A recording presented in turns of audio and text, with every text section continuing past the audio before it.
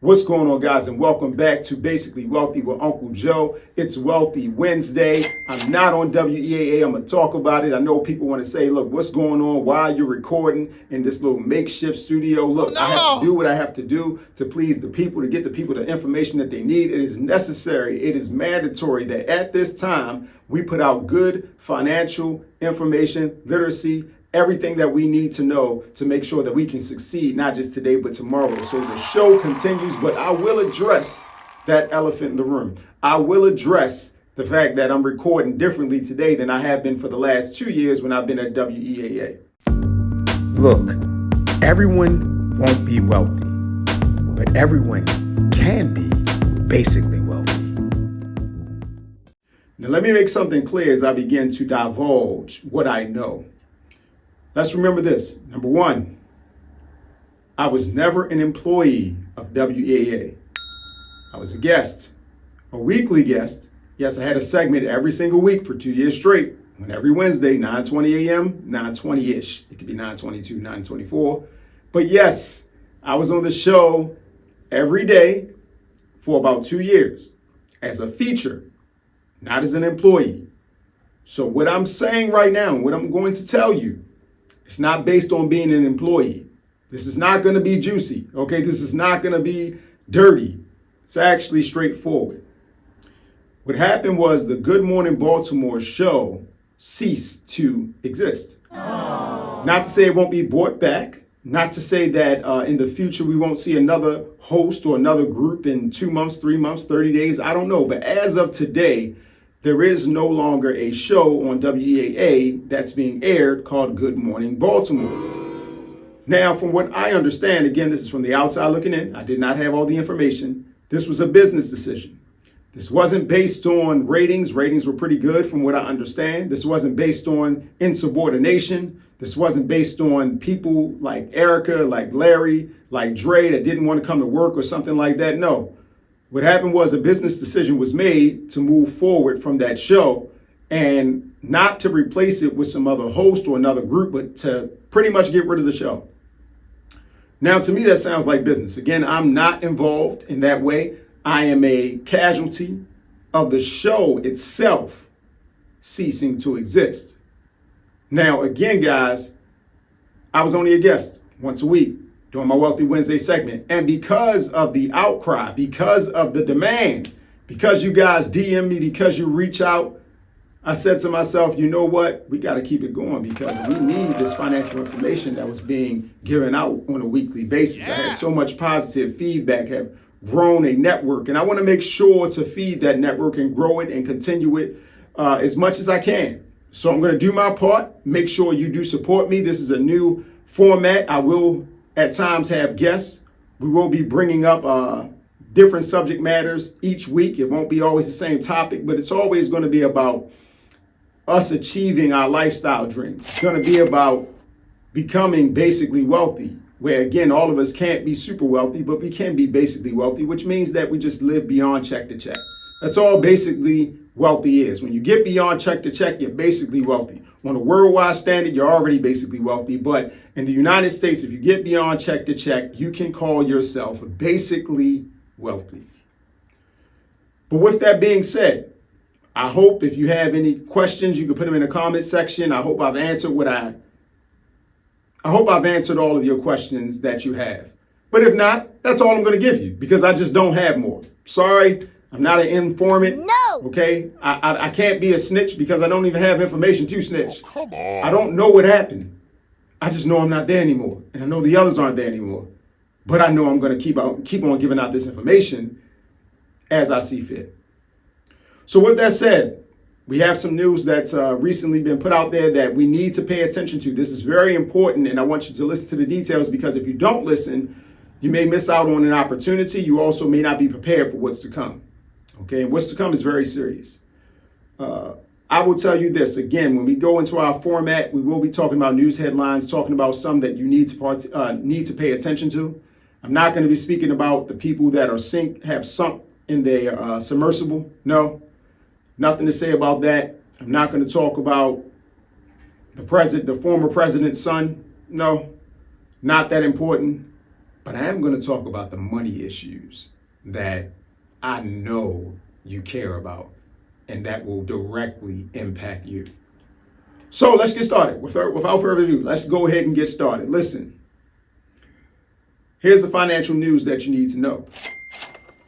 Student loan payments will restart in October. I repeat, student loan payments will restart in October. Interest will restart in September. Oh, come on. Now, a lot of people are saying, how is that the case? Because I thought, Joe Biden's fighting for us. He said that we're going to have student loan forgiveness. And I know it's at the Supreme Court level now, but don't we still have hope with that? How are we going to pay when I thought a lot of our debt was going to be wiped out? Well, listeners, Uncle Joe, President Joe Biden, may not be able to deliver on his promise, which you can vote about that later. At the end of the day, the Supreme Court may or may not institute or affirm student loan forgiveness. But whether they move in that direction or not, the payments are starting in October. Remember, student loan forgiveness wasn't eliminating everyone's debt. It's not saying that all your student loan debt is gone. It was up to a certain percent, up to a certain amount based on qualifiers. And, if you were getting a lot, if you were getting a little, but nevertheless, it's a hope. It's a Band-Aid. It helps, but it doesn't solve everything. The fact is that debt is due. It's been due for several years, and now you're going to have to make payments on it. But here's the issue. Here's the bigger picture, okay? We got to think about the numbers, putting it all in perspective. Today, around 40 million Americans have debt from their education. The typical monthly payment is about $350 per month. 60%, 65% of Americans live paycheck to paycheck. Of those that make $100,000 to $150,000 a year, on most surveys that's been put out there, at least 48 to 49% say they live check to check. So we got a lot of people living check to check. We got the 60%, 65%, the average person, the below average person when it comes to income. Then you have those that are above average that are considered middle class, but not at the wealthy point, but at middle class that are also saying they're living check to check. Many of these individuals have student loan debt. So the question is, if they're living paycheck to paycheck and have been through all the assistance, through all the help from the pandemic, as this last Band-Aid from the pandemic is pulled off, what are people going to do? Today, average credit card APR, 20.69%, a record. Today, most people are 30-day or have been at least 30-day once on their auto loan in the last 10 years. So we know all of this is the case. People obviously don't have a lot of money. How are they going to start making these payments now when all the assistance from COVID is gone? Now, I know, guys, look, I know there have been some permanent laws put in place, some permanent COVID helps that have been put in place, but not the majority. Everything came with an expiration date, and the student loan help is coming to an end. Now, what about the timing? Why is this such a big deal? Why am I making such an emphasis or putting such an emphasis on this event?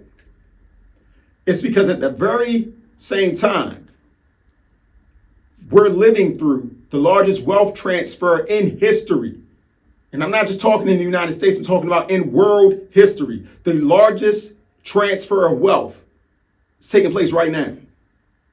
We're talking about the baby boomers transferring wealth to Generation X and millennials, who via population, meaning they didn't have 6 or 7 brothers on average, the smaller group of people. And this is taking place across all racial lines. So because you have an increase in cost of living with inflation, because you also have student loan debt going crazy, because you also have the largest wealth transfer in history taking place, how do we close that racial wealth gap without, one, reparations, and two, without, at least as Black Americans, I'm talking about Black households, without disconnecting from the credit system for a time period? Now, I know that sounds ludicrous. That sounds crazy. How do we disconnect from the credit system? That's impossible. Don't you need credit to build credit scores? Yes, you do. Yes, you do. Don't I have to have at least 1 or 2 credit cards to get an 800 credit score? Typically. Don't I have to have a car note? I got you. Don't I have to have a mortgage? Not necessarily, but I understand where you're going. What can we do? How do we disconnect? When cost of living is where it is, you see we can't pay these bills by themselves, so how do we disconnect? Well, there's 1 or 2 ways that you do it. One way is you change your living dynamics. And here's what I'm getting at. Outside of reparations, we understand reparations can help. Absolutely. But outside of that, because that's a hope and a prayer, even though we should push, understand that it's still an ask. There's 2 sides of this fight. You can ask or you can do. I think we need to do both. But then when it comes to the action part, this is going to be tough for some people to understand and tough for some people to accept, but it's still truth. Black households have to fight to get married, to remain married, and to not divorce. 2-income households are an essential part of closing the racial wealth gap. Us alone, even if you make $120,000 a year, $150,000 a year, that's not going to be enough by yourself to build generational wealth, especially if you have children. No! Today, I'm just going to say we need to, as a survival technique, not just for love, out of somewhat survival, so we can thrive for the next generation, so the next generation can be better. We need to get married. And we need to take advantage of the benefits that come with being married in the United States. And we need to stay married. But what else? What besides relationship stuff, what besides marriage will work? We also need to disconnect from depending on car loans. We have to get away from car loans. Car loans has decimated the wealth of Black households. It's destroyed it. Think about it. You're talking about a depreciating asset that we over-purchased. We overbought because we said we need transportation to get to work. Not so much today. You need it, but not the same way. You have other options today. But if you just start calculating how much you've paid in interest and payments for vehicles that you haven't kept, vehicles that we haven't kept, I promise you, we've given away an entire house. And we have to disconnect from that system. Is it easy? No and yes. But it still has to be done. We also need to disconnect from overpaying for our education. No, sir. Again, from overpaying for our education. If we don't take control over what we will invest in education, what we will invest in automobiles, demand reparations, and stay married, that racial wealth gap is going to only increase. There was a report out, I believe by, let me see who I have. I do have some notes in front of me.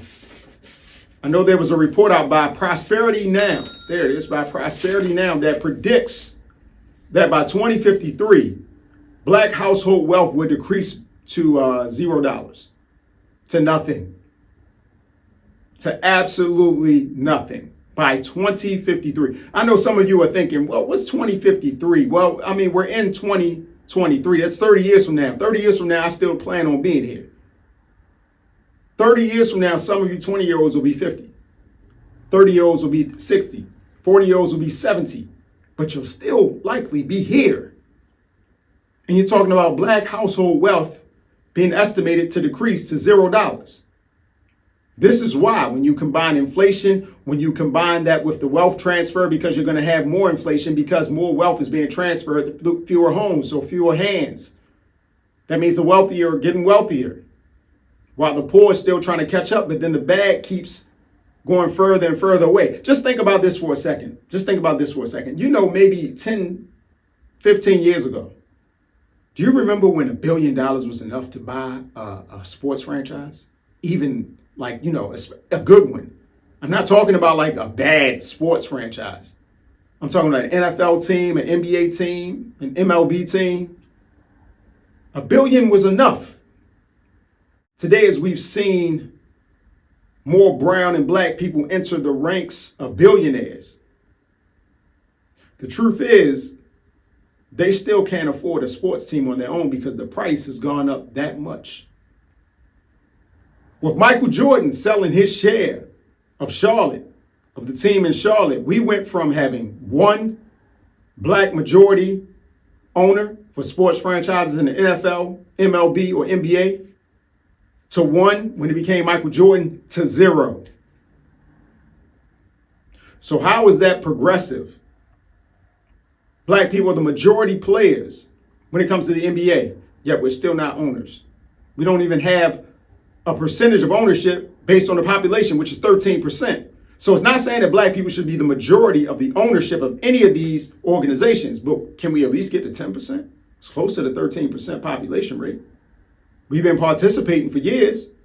The gap is growing, guys. That's my point. Look, again, I'm not here to just point out problems. I'm just saying what's coming. You can do one or two things. You can take advantage of what's coming, or you can prepare for it, or you can fail to it. I choose to prepare for it and take advantage of it. How do you take advantage of it? Well, I don't depend on debt as much as many others. I'm okay with that. I support marriage. I'm okay with that. I support smart investments. Yes, I'm down with digital assets. We'll have a whole nother episode talking about digital assets. Look, I'm not on WEAA. I'm not on WEAA anymore. I can say things a little more freely. Do you know how long I wanted to talk to y'all about Urban One Stock, but I wouldn't because I was on the competitor station? Oh, we're going to have a whole episode on that. We're going to talk. But nevertheless, guys, look, pay attention to what's going on with these laws and these decisions. The decision should be made by the end of the month when it comes to the Supreme Court and student loan forgiveness. If student loans aren't forgiven, the racial wealth gap is going to increase. And I'm talking about at a rapid pace. If student loan forgiveness is approved, the racial wealth gap will increase at a slower rate, but it's still going to increase. One solution is not the answer. It's multi-levels. But are you aware of what's going on? Are you aware for your children? Are you aware for yourself? This is not a hate message. I don't hate other people. This isn't about what someone else did. This is about what it is. The NAACP was marching down in D.C. yesterday, right after Juneteenth, to demand that the president follow through on his promise because it affects brown people more than anyone else when it comes to student loan debt. It's disproportionately affecting brown people because we bought into the system of get a degree and you'll be okay. Obviously, we know we're not okay. It's not all good. But you have to choose to do something for you. The NAACP can't do this for you. These are things we have to do for ourselves. So this next election cycle, let's think about these issues. Let's remember this moment. Let's remember this week. Let's remember what's going on before we vote for anyone. Let's make demands for answers for these issues. Don't just let anyone slide, because if you let them slide, your children and you and your children are going to suffer, and your grandchildren, because the separation in wealth in the United States will only grow further apart. Let's get on the right side. Let's do the right thing.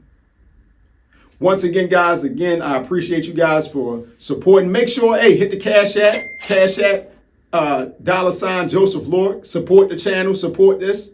Make sure you subscribe to the channel on YouTube, wherever you're seeing this. Make sure you subscribe, you like, you comment, add your opinions, add your statements, add your thoughts and your viewpoints. This is a serious thing to me. I'm not going to talk about this every week. This is not a show where every single week I'm talking about the black households and financial issues. Some weeks we will be talking about digital assets. We will be talking about investments. We will be talking about jobs in 2024. We will be talking about laws that are changing right before our eyes. We will be talking about the industries with the best entry points in terms of emerging markets that we can jump into and get good jobs and be business owners. We will talk about it all. Just make sure you tune in, and I'll talk to you later.